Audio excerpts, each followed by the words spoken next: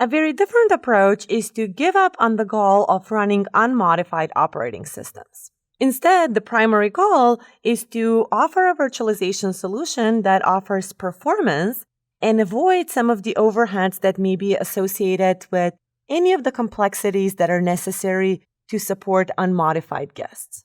In contrast to full virtualization, this is called paravirtualization. With paravirtualization, the guest OS is modified so that it now knows that it's running in a virtualized environment on top of a hypervisor as opposed to on top of native physical resources. A paravirtualized guest OS will not necessarily try to directly perform operations which it knows that they will fail, and instead it will make explicit calls to the hypervisor to request the desired behavior, or specifically the desired hardware manipulations. These calls to the hypervisor are called hypercalls, and they behave in a way that's similar to the way system calls behave in an operating system.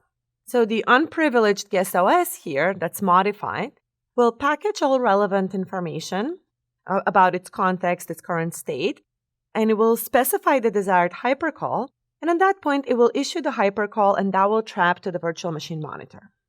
When the hypervisor completes the operation, control will be passed back to the virtual machine, to the guest, and any data, if appropriate, will be made available to it.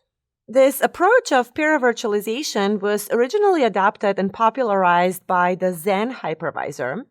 This was a popular virtualization solution and originally was an open source hypervisor that started as a research project at University of Cambridge in the UK. This was later commercialized as ZenSource, and ZenSource is now owned by Citrix.